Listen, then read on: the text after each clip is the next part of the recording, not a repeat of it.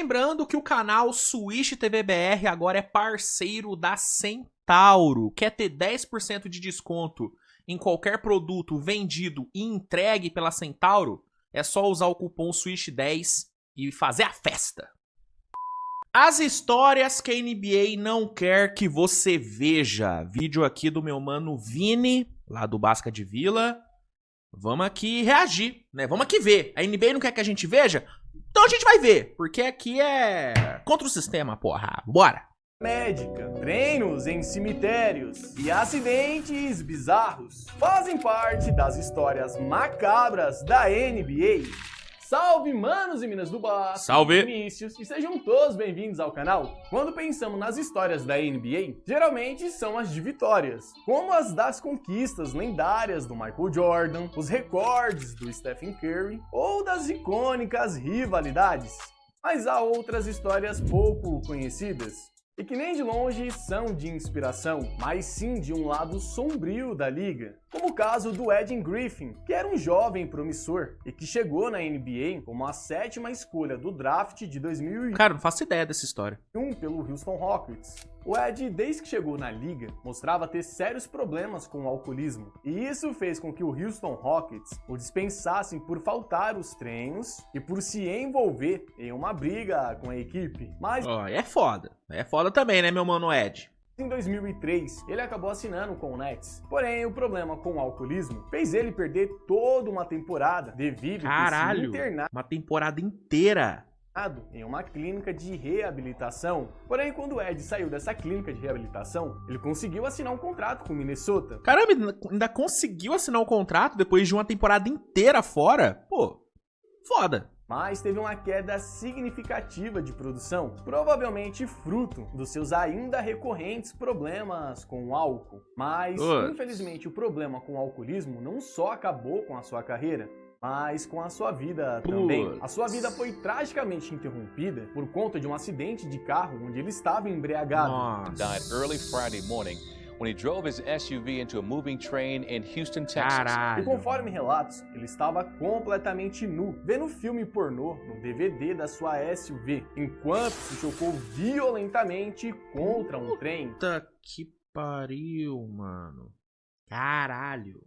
E outro jogador que nos deixou cedo demais foi o Zach Upshaw, que estava lutando para ter uma vaga na NBA enquanto ainda jogava pela G-League. Vídeo pesado, hein, gente? Vídeo pesado. Já fiquem avisados. É que durante uma partida da Liga de Desenvolvimento, nos segundos finais do jogo, ele acabou desmaiando, fazendo a partida ser interrompida imediatamente. E depois de alguns longos minutos, ele saiu. Caralho, mano, como que eu nunca ouvi falar disso, velho? Vocês já ouviram falar dessa história? Eu não fazia ideia, mano. Saiu em uma maca para a ambulância, onde foi atendido e levado para um hospital. E mesmo chegando com vida ao hospital e ficando internado por 2 dias, morreu. Ele acabou falecendo por negligência médica, pois conforme o processo que a sua mãe fez contra a NBA, ele passou preciosos minutos sem qualquer atendimento, pois no local não havia uma equipe médica de prontidão ou um desfibrilador, mas... Caralho, que parada inacreditável, não tinha um desfibrilador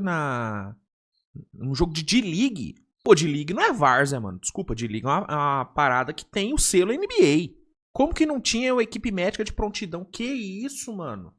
As instalações da arena. E o vídeo não deixa dúvidas que no local não havia ninguém que soubesse lidar com aquele tipo de situação e que não tinha o menor preparo para aquilo. E por mais que depois fosse revelado que o jogador tinha um problema cardíaco não diagnosticado, não, mesmo assim, a sua vida poderia sim ter sido salva se ele tivesse recebido socorro a tempo e posteriormente receberia um tratamento adequado para a sua condição médica, que até então era desconhecida. Hoje existe uma fundação que leva o seu nome e é liderado pela sua mãe, a fim de diagnosticar atletas que têm a mesma condição que o seu filho. E ela luta ativamente para capacitar os funcionários para o que aconteceu com ele nunca mais. Cara, que inacreditável, mano. Como que não tinha uma equipe médica de prontidão, velho? Que porra é essa? Que amadorismo é esse, mano? Repita. E outro jogador que foi um precursor na NBA para o que aconteceu com ele nunca aconteça com outro foi o Larry Sanders. O Larry Sanders eu tô ligado. Essa é uma história bem conhecida, né? Um pivô muito ágil e atlético do Bucks, além de ser um excelente defensor do aro, o Larry aparentemente estava vivendo o sonho de muitos, pois ele conseguiu chegar na maior liga de basquete do mundo. E apesar de não ser uma estrela, era um jogador respeitado e tinha suas noites de brilhantismo. E o seu potencial era tanto que o Bucks renovaram o seu contrato por 44 milhões de dólares em 2013. Mas em um dia antes da véspera Em 2013, um contrato de 44 milhões era um contrato relevante. de Natal, após uma derrota qualquer, o seu treinador Jason Kidd exigiu foco total dele, mas o corpo do Sanders simplesmente travou. Olha o Yannis, mano, novinho. E do nada teve câimbras, que foi do seu rosto até a ponta dos seus pés. E por fim ele acabou desmaiando e sendo levado às pressas para o hospital. E quando ele chegou no hospital foi diagnosticado com ansiedade e depressão, algo que hoje é um assunto sério. Mas naquela época... Muito, tanto que depois teve o DeRozan falando sobre, o Kevin Love falando sobre, né? São dois caras que levantam a bandeira do combate, não do combate, né? Mas de realmente divulgar que, mano, é uma parada real, que a depressão é real, que a depressão é uma doença, né? São dois caras muito importantes nessa luta, né? Ainda era motivo de chacota, ainda mais porque ele se recusou a voltar para as quadras e jogou fora o seu contrato milionário que tinha acabado de assinar. E esse problema fez com que ele ficasse um ano longe das quadras e focou toda a sua energia em outras atividades que davam mais prazer a ele do que o basquete. E que não gerassem estresse, né? Pra não disparar gatilhos, né?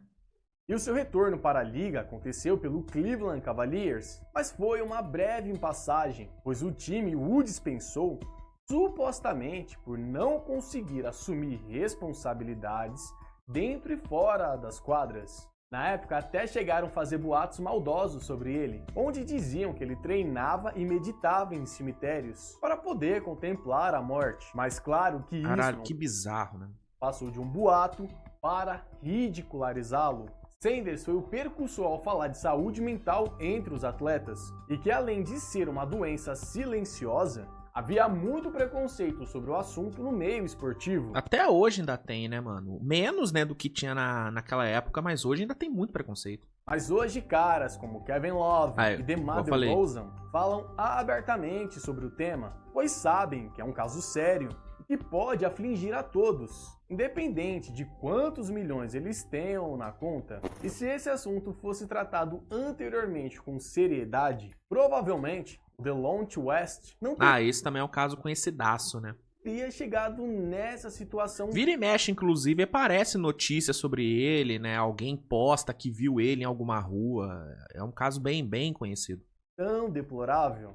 Mas para a gente poder entender o caso, precisamos voltar um pouco no tempo, pois ele nos conta que na sua adolescência abusava de substâncias e também se automutilava. E quando chegou na NBA pelo Boston Celtics, rapidamente se tornou um jogador importante na rotação do time, sendo conhecido por sua energia e entrega dentro de quadra. E quando ele foi para o Era um bom role player, né? Cleveland Cavaliers, não demorou muito para assumir o posto de titular, assim como assinou um contrato de 12 milhões de dólares pela franquia do LeBron James. Mas em 2008, quando estava vivendo o auge da sua carreira, ele foi diagnosticado com bipolaridade e tinha vários casos de convulsões que ele escondia, provavelmente com medo de ser afastado do time. Bom, daí em diante, houveram vários episódios tenebrosos em sua vida, como ele sendo flagrado nas ruas pedindo dinheiro e sendo preso por porte ilegal de arma. Mas o fim da sua carreira foi decretado no Dallas em 2012,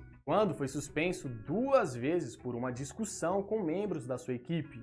O Mark Cuban é um cara que vira e mexe e fala sobre o Delonte West, né? Mark Cuban que era dono do Dallas até pouco tempo, né? Já estavam mostrando que o seu estado emocional estava realmente desequilibrado. Apesar da sua demissão, o dono do Dallas em 2020, quando soube que o jogador estava pedindo esmola em um farol no Texas, além de ter o resgatado, pagou seu tratamento em uma clínica de recuperação, a qual parecia que finalmente estava tendo uma melhora em seu caso clínico. Mas infelizmente não demorou muito para que novos vídeos dele pedindo esmola aparecessem na internet, assim como ele ter sido preso por tentar entrar em um carro que não era o seu. E por uma invasão de propriedade também. Caralho, mano. Outro jogador que teve a sua carreira findada de uma forma trágica foi o Jay Williams, um armador Jay Williams, sim.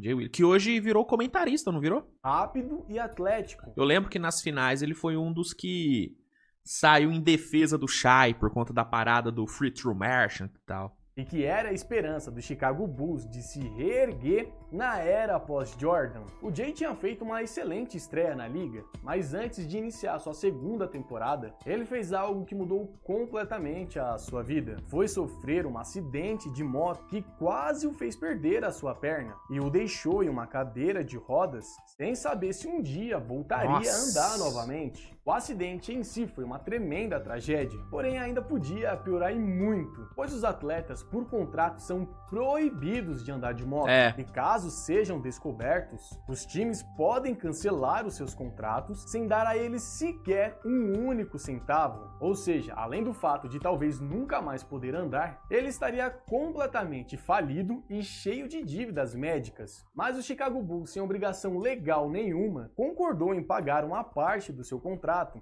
somando 3 milhões de O Bulls foi camarada ainda, né?